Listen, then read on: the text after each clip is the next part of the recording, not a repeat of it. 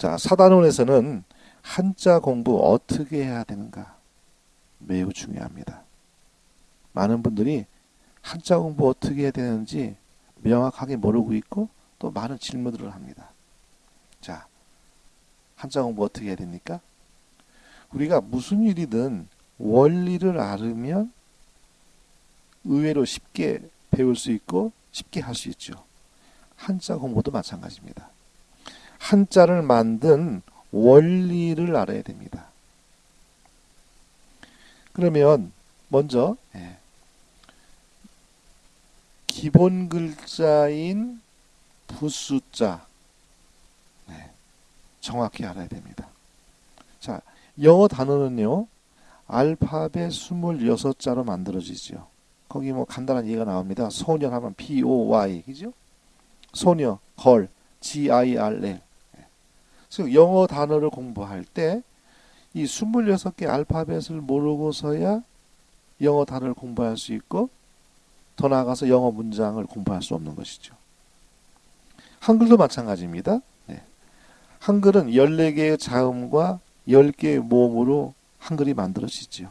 소년, 소녀 거기 예를 들어놨습니다.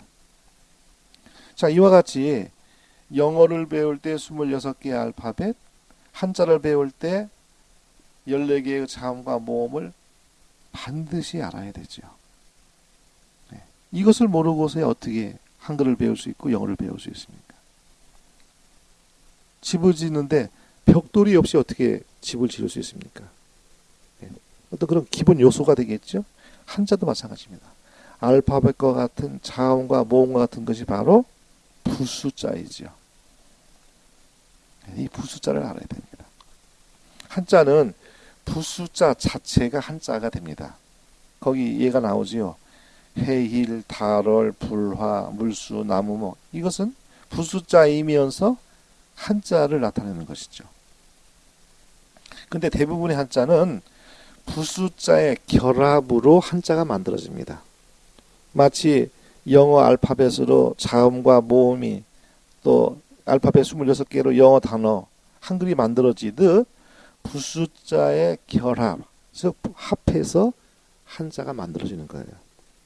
거기 얘가 나옵니다. 해일과 달월은 각각 부숫자이고 자체가 한자이죠. 근데 해일과 달월을 합해서 만든 자는 발글명입니다. 이런 경우를 보통 회의자라고 합니다. 이 회자는 모았다는 거예요. 모을 해자예요. 의자는 뜻 의자입니다. 그래서 두 글자를 모아서 뜻을 새로운 뜻을 가진 한자를 만든 경우를 회의자라고 합니다. 해도 밝고 달도 밝은데 그것을 합해 놓으니까 얼마나 밝겠어요? 이제 그런 의미로 발글명 이런 글자를 만든 것입니다. 회의자죠. 두 번째가 나무목하고 주인주를 합해서 기둥주라는 새로운 글자를 만든 거예요. 그럼 기둥은 나무의 뜻이죠. 그 뜻은 나무목 뜻입니다. 이 주인주는 소리만 빌려다가 쓴 거예요. 그러니까 뜻은 기둥의 뜻이고 읽을 때는 주로 읽죠. 기둥주. 이것이 형성자입니다. 여기서 얘기하는 형은 뜻을 의미해요. 성은 소리성자에서 소리. 그러니까 뜻과 소리를 합쳐서 만든 자가 형성자입니다. 3급 1817자를 기준으로 해볼 때 70%가 형성자예요. 전체 한자의 90% 이상. 어떤 분들은 뭐 97%까지 얘기합니다. 그러니까 대부분의 한자는 형성자입니다. 그래서 이 형성자가 대단히 중요합니다. 거의 대부분의 글자가 형성자이기 때문에 실은 우리가 이 한자 만드는 원리 육서로 분류해서 공부하면 그만큼 학습 효과가 좋은 것입니다. 하여튼 어찌됐든 간에 알파벳과 같은 자음과 모음과 같은 부숫자를 꼭 알아야 된다는 거 이거 기억하셔야 됩니다.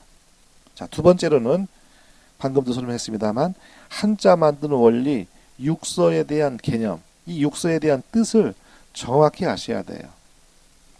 육서라는 것은 6육자입니다. 그러니까 한자를 만든 그 원리가 6가지라고 해서 육서예요. 많은 사람들은 뭐 한자 그냥 모양을 본뜬 글자다 이렇게만 알고 있어요. 상형자 그것이 근데 실은 상형자는 기본 글자고 많지 않습니다. 거의 대부분은 실은 형성자입니다. 그래서 이것을 정확하게 아셔야 돼요. 어떤 경우가 상형자고 어떤 경우가 형성자인지.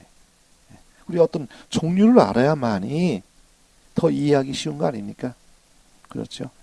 그래서 한자 공부 어떻게 해야 되는가? 두 가지입니다.